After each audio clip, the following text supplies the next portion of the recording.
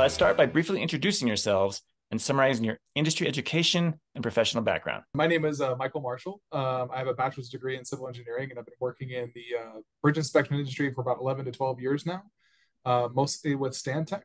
And so we work with bridge inspection, asset management, anything post-production with bridges.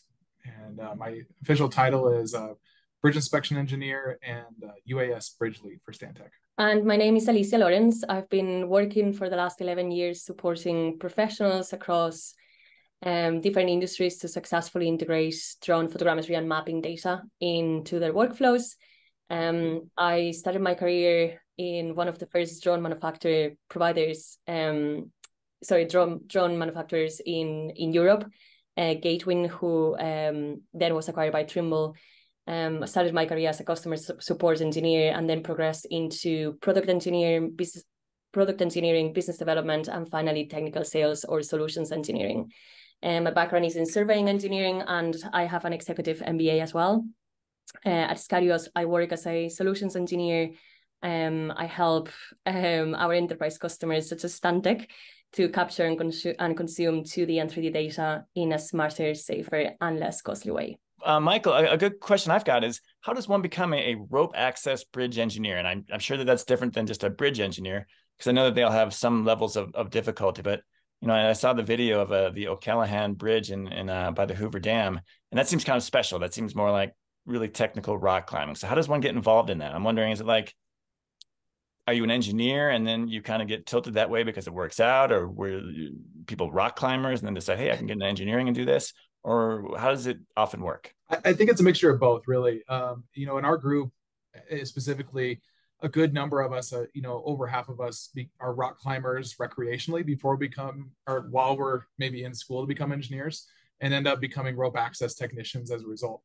Some of us, like myself, I was not a recreational rock climber before I became a Sprat technician. It was just something that was really interesting to me, and you especially went to the coursework. So we're all underneath an umbrella of SPRAT, which is the Society of Professional Rope Access Technicians. So we're referred to as rope technicians, essentially.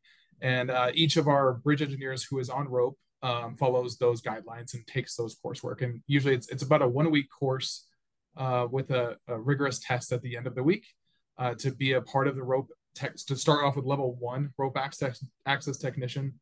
And then after 500 hours of operating under rope and another week-long course and rigorous test, you move up to what's called a SPRAT level 2, and so on and so forth. The highest is level 3. And I would say most of our group are rock climbers or do something recreationally that's similar, but in the end, we all come underneath the same umbrella of SPRAT. Okay, so a typical bridge engineer who's got to go look at maybe a 1-2-story bridge, and there's some difficulty there. You've got to, but it's like getting on my roof as opposed to doing serious rock climbing. Do they have to have any kind of certification, or is that just part of being a bridge engineer? Yeah. I always tell prospective students that want to become bridge engineers that your testing and your studies never end, ever. So there's a lot of different certifications. There's a coursework, even after my bachelor's degree, there's a coursework for becoming a bridge inspection team lead. There's coursework for becoming a SPRAT team, rope access technician. There's coursework for even looking at what we call fracture critical or they've changed the name. It's a non-structural NSTM, non-redundant steel member and tension members. But essentially you need different coursework and different tests to be in certifications for each one of these types of bridges. And I would say it depends on the bridge and as to which one of your certifications better applies and which ones you need. SPRAT is not for every bridge, just like fracture critical or something else is not meant for every bridge. Is the one at the Hoover Dam, the one that was on the video, is that require like the highest certification? Is that a level 3 kind of job? Yeah, exactly. So with SPRAT, level 3 being the highest, we have to have at least a level 3 on site at all times and ready to go. That means that level 3 is not on rope. They are up on the deck and they're coordinating and ensuring the safety of everyone else. And then there's everything from levels 3s down 2s and 1s all on that job on rope at once. But the rule is to have a level 3 at least there for just about anything that could happen. Okay, so not everyone needs to be at the highest level. There just has to be some kind of high level supervision. That's correct. Yep. Okay, and as far as costing, I'm guessing this is true, but are the different levels of rope engineers more costly by the man hour as opposed to regular bridge engineers? Not necessarily, no. I mean, yeah, question. On an average, I would say no. But usually when you, like, for example, when you go from level 1 to level 2, it's 500 hours plus a rigorous course week, right? So by that, you're improving yourself as a bridge inspector and furthering yourself in your industry. So the expense is higher, right, for somebody who's a level 3 versus level 1 in some cases. But in terms of comparing a rope access technician inspector to a regular inspector, there's not a big jump there. So I want this article to be a bit about, bridge inspection in general, but also obviously a little bit about this bridge in particular. I think is going to be a focus, certainly graphically. What can you tell me about this iconic bridge that you were working on, either one of you? Things that personal experiences, what you found special about it, things that maybe I couldn't find on an internet search. I can start with the overview at least. So before we got to and from Nevada and Arizona over there, historically using the Hoover Dam. And to move people essentially away from the dam and put more of traffic towards a bridge, for example, than putting it on a historical monument. And in turn, it became a very historical bridge itself. So I would say it's a different beast in its own regard. It's not just high up there, but it's a different type of construction that we're not used to seeing. It's just monumental in terms of what you're seeing with the Hoover Dam in the background and then the Colorado River on the other side. It's something that you don't get to see every day as a bridge inspector. Yeah, it was probably one of the largest infrastructure project that I've done yet with Skydio, or actually in my professional career. It was extremely it was incredible to have the opportunity to be side by side working with the Stantec team. The level of like stress and different environmental factors that they need to deal with throughout that inspection process is just incredible, the work they do. So yeah, it was really interesting to be part of that. And our kind of like collective goal was to assess or evaluate the value of utilizing Skydio and autonomous drones for bridge inspection workflows. But we had like the entire team, on ropes, hanging down the Callahan-Tillman Bridge. It was just really interesting projects. And again, I can't say how much it was appreciated the opportunity to be there with the Stantec team. That's great. I've been on the dam several times. So I've been up close to the bridge and never once thought about trying to climb it up or down. So good for you guys. So I want to know a little bit about why Stantec is adopting drone use in its practice overall, particularly for bridges and projects like this. But I'm sure that there are other uses. Are the primary drivers safety and cost, or are there some other areas that maybe aren't quite so obvious? I think it's across the board. I mean, the obvious ones definitely are safety and costs. We're putting we're on the road less, we're using less time out there. That's a cost and safety thing, one and together. But one thing that is happening when you think about a bridge inspection report, a report that comes from me to essentially the bridge owner or the client, the DOT, or whoever that might be, is typically a black and white text with some photos associated with it. We're trying to tell our story in a black and white and essentially a 2D picture. And as all of our politicians are saying, our infrastructure is very critical nowadays, and it's very important to us to maintain everyday life here in the United States. So, to put our bridge owner there in the scene in a 3D world and put them in that environment, show them what's going on, not just with the bridge, but what's happening around the bridge, what might be causing certain highlight areas. It's to immerse them in there so we can make better decisions with our funds. And keep those infrastructure, the bridges, the tunnels, anything we're talking about, upkeeping them to the highest regard with that 3D model. I think if I can add, if I can piggyback on what Michael, what you said, for me, one of the key takeaways of that project was that, drones and drone data are yet another tool in the inspector's toolbox. And it provides that better information and better views in matter of minutes, hours, without kind of like the complexity and risk of traditional methodologies, if I can say it that way. So talking about those reports a little bit, do the drones make it easier to take many more photos involved? Is it recording video as well, and any other type of sensors?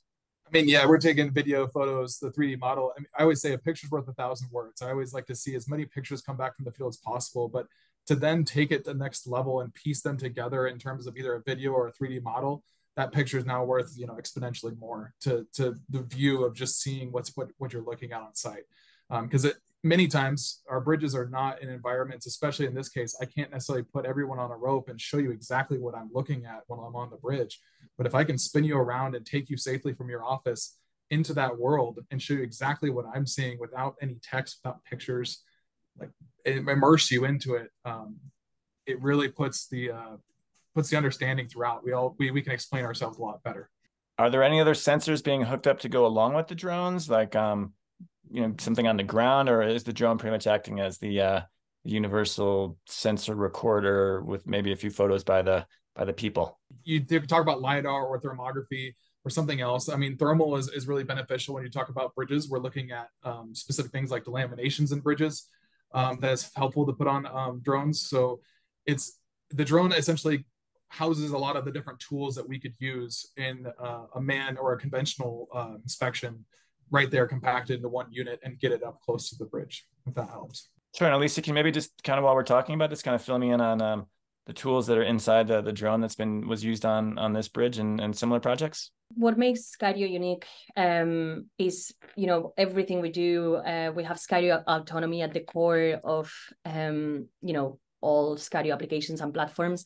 So basically, the drones are equipped with 6 4K navigation cameras, 3 on the top and 3 on the bottom, and a high-performance processor, which work together to create a 3D map of the surroundings in real time.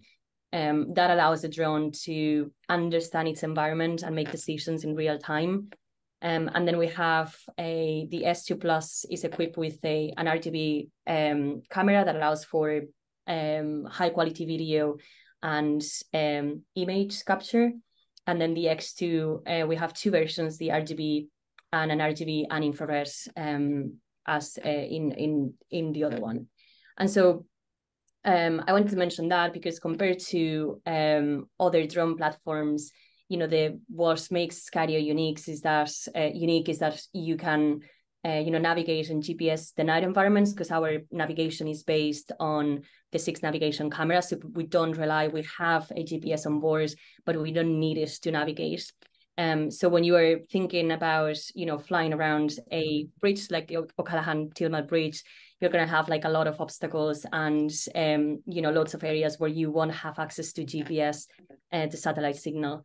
So, you know, while we are obviously providing those sensors to capture the data, we're doing it safely. So we remove the stress of the operator, who oftentimes is someone like Michael, a bridge engineer, that and we try to, you know, enable them to focus on the inspection versus on the drone operation, if that makes sense. That does make sense. So I was actually wondering that.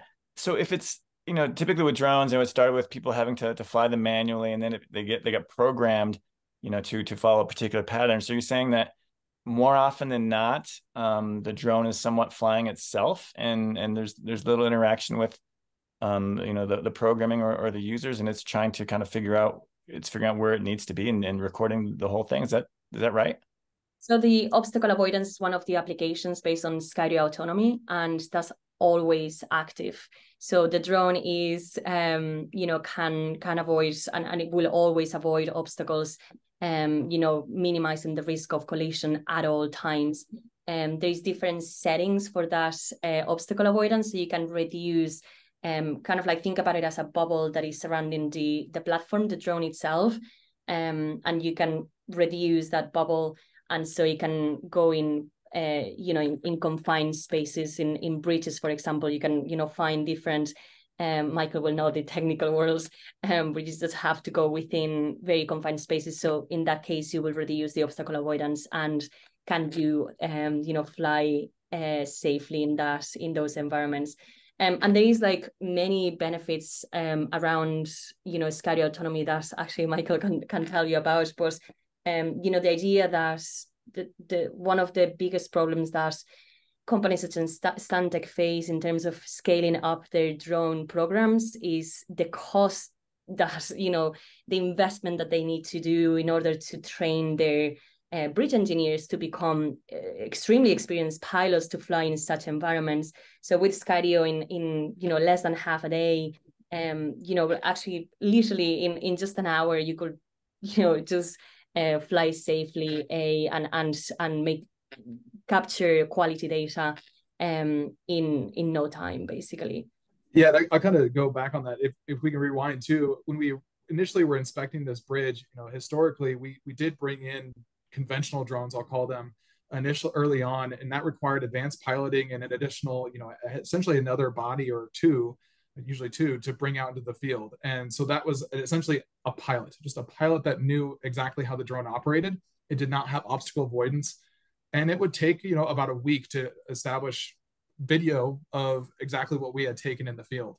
So when Skydio came along, that was a door open for the bridge inspector now to put on that pilot hat. Now that the drone, we're not necessarily needing an advanced pilot that has years of experience with these drones. We can put a bridge inspector behind that and put the advanced pilot in the drone and let the drone speak for itself. And now we're able to actually get closer without the fear of a drone striking the bridge and losing our data or worse happening. We're now the bridge engineer can do things even quicker than an advanced pilot could 2 or 3 or 4 years prior to that, just because of what's built onto the drone. And we use that to our advantage, both with 3D modeling or 3D scan, where the drone was flying itself for a majority of the flight, or even we did simple video as well. We came back with video and went up and down the columns just like we had done in years prior, but we did it much quicker and more efficient because we were up close and personal with the bridge and not necessarily worried about collisions. Okay, so maybe you could just walk through me a little bit of an example. Let's say you've used the drone, you're kind of scanning along. Do you scan the whole thing at such a high resolution that when you go back and look at it and flag something for closer lookup, it can kind of just like digitally zoom in? Or do you then tell the drone to go back to something and you want to check it out? And does that need to be piloted or programmed? How would you do something along those lines? I can let Alicia talk to the setup, I guess, behind 3D scan. But essentially, once 3D scan was in operation, the drone is flying itself, and I'm able to look at the screen and see what the drone is seeing. And again, since the drone is flying itself, I know that it's getting the correct overlap, I know that it's getting the correct pictures and everything that I need post-production, I can focus more on what are we seeing in the model itself, and I can be the inspector on the screen. So it works in 2 ways. One, I can, at the end of the scan, I can come back to key areas and take additional photos if I feel like I might need something else. Or additionally, we had a rope team on site. We could have sent them down to go look at a specific area and say, you know, we need hands on this area if we needed to, for whatever reason that we might have seen. But that's where it really comes into play is, you know, if I were to be manually flying the drone, I would have to be wearing 2 hats, right? Watching where the drone is flying, making sure I'm getting to those locations, and also inspecting the bridge. But by running that 3D scan, it actually, you know, served 2 purposes. I was able to get that 3D model on the back end, which was great to tell my story, but I was also able to watch everything that was happening live in the field while that data was being captured. It was kind of twofold. Yeah, I can talk a little bit about the portfolio and the different solutions we have. At the moment, we have dock and remote operations, and then we have on-site operations, can I say it that way? And so the dock operations basically is which Stantec doesn't have yet. But the idea is that they can place a dock station anywhere, basically under the bridge, on a bridge, or nearby an infrastructure, and you know, have eyes on the sky in a matter of minutes. And you can, when and if you get a waiver from the FAA, then you can, you know, fully operate beyond visual line of sight, so meaning nobody on site, no crew on site, and then remotely operate the drone from wherever in the world. So that's a part of our portfolio. And then the other part, which is what Stantec is utilizing today, we have 2 platforms, the S2 Plus and the X2, and they both work with a controller and that you are on site just flying the drone. And for those 2, for that operation, we have 2 different workflows: the manual capture, which again has you know, additional value in terms of the Skydio autonomy. So we have the obstacle avoidance at all times. We have different workflows such as Scout functionality that can, track your controller wherever you go. We have different automated workflows. And then we have 3D Scan, which is a software platform that's for data capture fully automated. And so if you want to do a 3D model or a 2D model of your infrastructure, it basically takes you through a step-by-step workflow, and it enabled the pilots to capture enough data with enough overlap and enough precision to generate 2D and 3D maps. In the video that I know we're going to be highlighting in this article, it mentions that the crew went from 6 to 10 rope climbers without the drones to using only, they said, 3 with drones. And why was it such a large difference? And what do the remaining climb inspectors do at that point? Is that just to follow up on those highlighted areas that need a more of a human touch, or are there other aspects that they're still working on? Yeah, it was more a time savings in terms of weeks. So it was a 2-week long inspection trip. If you saw the columns in the videos, we had to rappel each and every side, essentially 2 sides of every column to get the full capture. So by removing the need to rappel every single approach column, it took away an entire week worth of work. But yeah, in terms of why such a large difference, it's mainly just time on rope, right? So I physically have climbed these. You can think of it's a 300-foot tall column, and you're manually climbing the entire thing. So you're descending down rope down, and you're coming up the other side, and that could take upwards of an hour to hour and a half in some regards to just one person to climb that column. When you add that up for, I'm going to say there's 8 columns at least on the one approach side that we were inspecting. That adds up to a lot of work on climbing and also snooping, people on the top of the deck that are watching you, everything. So that's kind of where the big difference came from. But the number of climbers, I would say, didn't necessarily change. It focused our energy more on the arch span, the central span that we were looking at. And also, like you said, puts people on watch to be able to come down and inspect certain columns when we needed to if we found something. Okay, yeah, that video also mentions that the Nevada DOT, they said they saved $40,000, and you said you changed that timeline from 2 weeks to 1 week. Now, those probably are most likely in those man-hour costs that you talked about, but are there other savings, again, that aren't so obvious? And would there be that much savings for easier bridges, or is it because it's so difficult that it made those cost savings more dramatic? It's not just necessarily just the climbers for 2 weeks. It's also everything that's happening on the deck that maybe folks aren't seeing, the traffic control personnel, the operators of the snooper trucks that were there, the officers that were on site to maintain safety on our all of those add up to hours. So yes, I would say a majority of it was just the man hours. But in terms of, a safety, it's a 1 week, one travel week performance that we could just get in, get out, and have the job done, and have more information back from that 1 week than we did in 2. So I would say that's where most of the savings would come from. So how often is a bridge like this inspected? I imagine it doesn't change, but because it's easier to be performed, would it be done more often, or is it just there's a standard time between inspections and you're saving costs when you have to do them? Yeah, there's a standard time. So the rule of thumb is every 2 years a bridge is inspected. There's factors that come into play that we can adjust that, but essentially when a bridge is born, it is looked at every 2 years, and that might shrink depending on its life or the deficiencies that might be within that bridge, or it might go up depending on other characteristics. But this bridge in particular, once every 2 years. It helps in terms of, the initial thought was to put drones on this bridge once every other inspection, so we can reduce the number of man hours on those every other cycle, but still satisfy the need from the FHWA to inspect these bridges the way they're mandated. Okay, what about for using drones on I guess more normal bridges, or totally normal bridges? Are the same safety and cost savings similar, or again, does that degree of difficulty make a difference? Yeah, the degree of difficulty definitely has a huge factor in costs.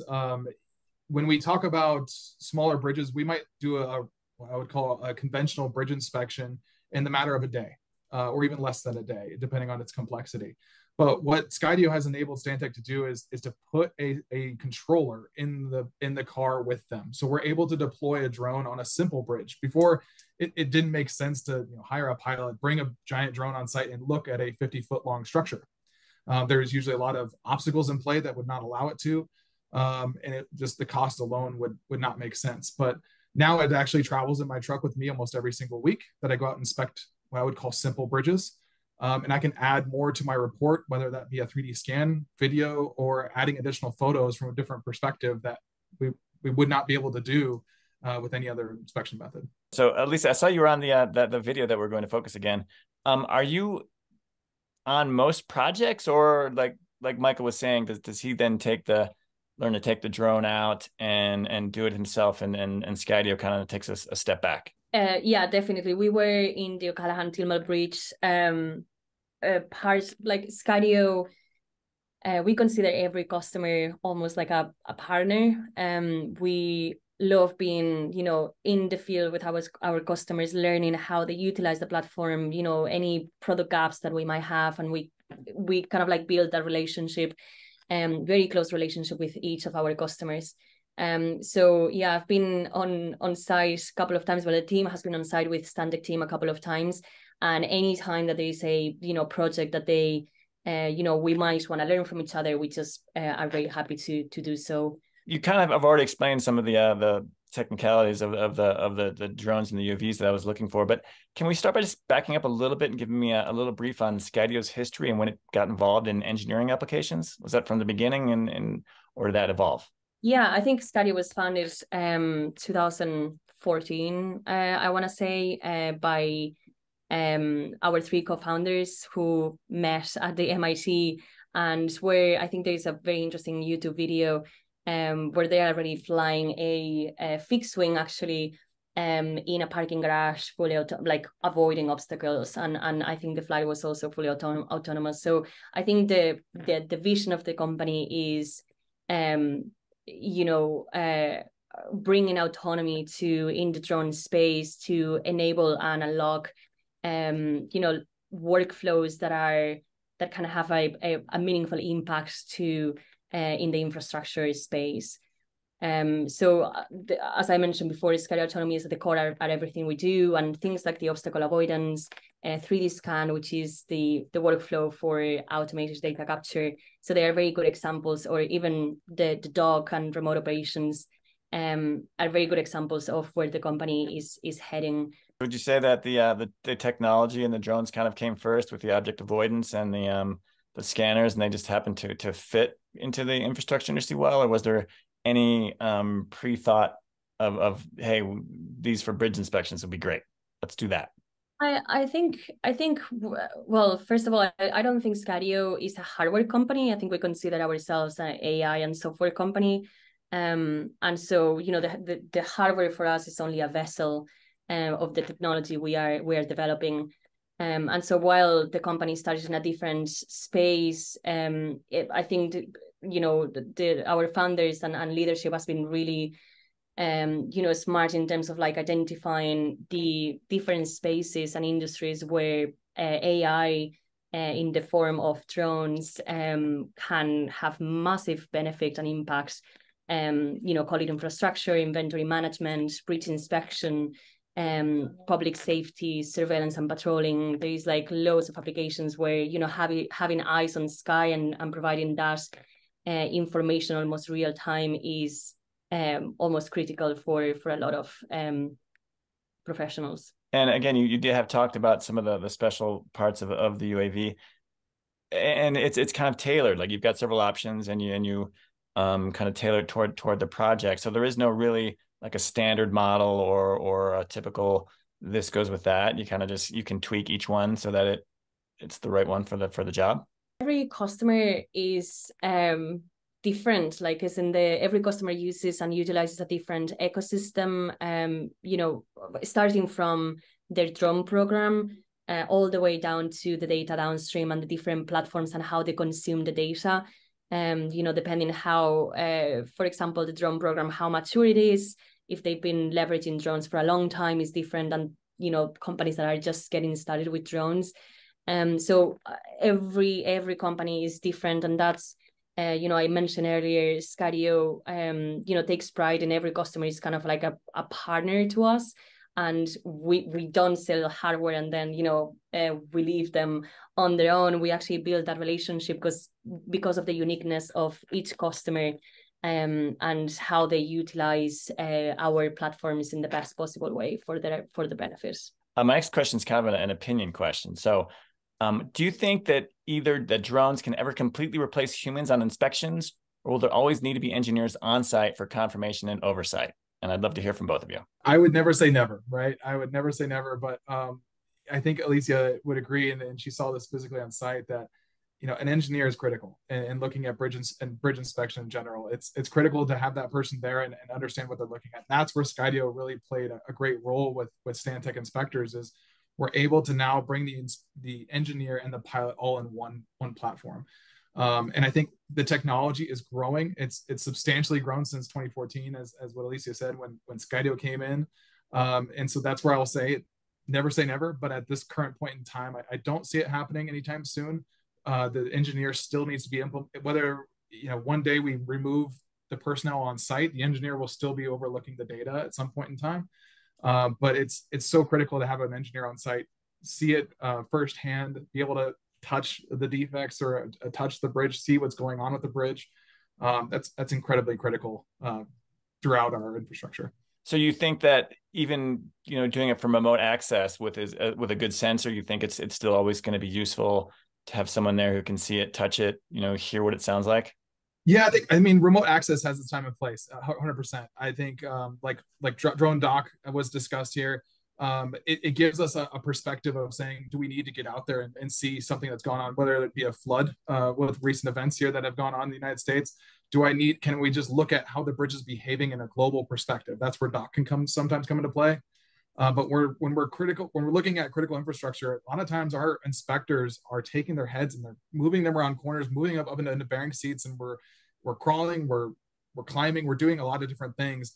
Yes, the drone definitely helps, but I would say that it's still very critical to have the engineer, the bridge inspector in general on site to be able to see these things. One day, I think we'll come to the day where drones will be able to collect all the information without me being there and get that point. I just think at this point, a person is very important. I couldn't agree more with Michael. Like I've been in the space for the last 11, 12 years. I've seen a lot happening. Like recently enough, ChatGPT has, everyone is like, they're taking over. I think we humans make technology as smart we are. Like the technology is becoming really, really smart because we are actually pushing our own boundaries. And I think Stantec is a very good example of, there's a lot to say in terms of like the added value when it comes to safety and efficiency, but we can't replace a human being and the judgment of an inspector making a decision whether this is a crack or corrosion or things like that. Machines will help optimizing that workflow, but I don't think they will replace the subject matter experts. I think Michael mentioned something doing the inspection project we did in the O'Callaghan-Tillman Bridge, that the same way new hires in Stantec get a laptop and a tablet, he'll like for every of them to get a Skydio, and I think by integrating drone data in their workflows, in the bridge inspection workflows, the Stantec team can work much more efficiently on site. They can go exactly where the issue is, and they can capture that data much more quickly and faster, enabling the team really to focus on high quality tasks. And ultimately the company will be able to diversify their services and hopefully driving more revenue and investing that revenue in smarter ways. But I think ultimately it will be an inspector or an engineer as Michael, who will be using that technology to perform their jobs faster, safer, and much more efficiently. Where do you see Stantec going with its use of drones, not just for bridges, but for buildings and dams?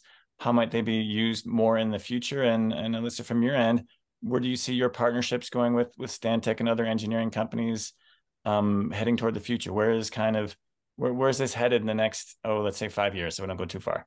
Yeah, for bridge inspection in general, and for drone use at Stantec, we're using it more and more to show, again, paint our picture. Picture's worth 1,000 words. So if we can paint our picture in terms of a 3D model, or that'd be a video or something along the lines of putting our customers in the zone of, this is our area and this is what we're going to do. It helps with planning, it helps with every facet of infrastructure and engineering, inspection, planning, whatever it might be. So it's being used more and more, and the more drones become available and more economical, which they are, we're going to use them because it's very helpful in our day-to-day work. So from a global setting, it's just going to exponentially grow from here.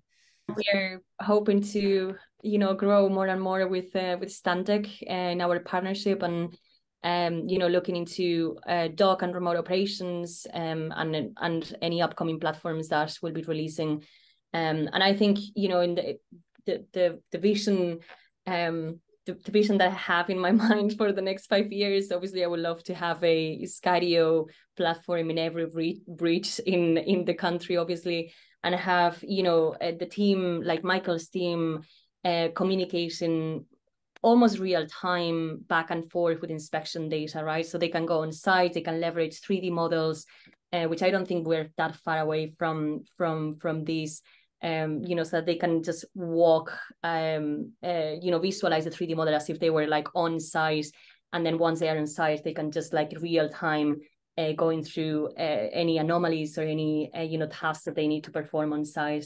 So yeah, that's kind of like, I guess where I visualize or envision for Skydio and Stantec in the next 5 years. And I'm going to piggyback on that and go a little bit beyond the 5 years. We think about the current events that are happening right now with the hurricanes, with the earthquakes, and natural disasters that are happening throughout the country. It's sometimes impossible for an inspector to get out to site immediately after after disasters happen. And if we have a dock or a drone of some kind on site, we can remotely go and ensure safety before a person actually can get out there. And that's where I would really like to see the industry go, is to be able to remotely understand what is going on with our sites, what's going on with our infrastructure, prior to even setting foot on site. I don't think I mentioned that, Skydio, our platforms are designed and manufactured in the States. And, like some of the drone platforms have been banned from government agencies. So I think there's an element of, it might be worth mentioning that. I can discuss it with our clients. There's certain types of drones, and I won't mention manufacturers' names here, but other types of drones where my clients are not allowing me to fly certain types of drones that are not built in the United States on our sites. So it is a huge advantage. We had a number of them in Stantec, and we had to swap them out for a Skydio, essentially, or a US made drone. Didn't know that. Is that kind of problem going to get worse, do you think, or is that going to be more of an issue? Well, if you think about it, I don't want my data to go to end up in, going through the Chinese government. So like there's an element of like, we have drone platforms are capturing data of our, critical infrastructure across the world. And so I think that data needs to, be in the right hands. So yeah, I think we will see a lot more, momentum, or a lot more happening on that space. As bridge inspectors, we're looking at very key details, very specific components of the bridge that are very important to the bridge and to everyone's safety. To capture that data and have an immense amount of photos, video, 3D models of that, it's important that stays in the right hands for all industries throughout the country.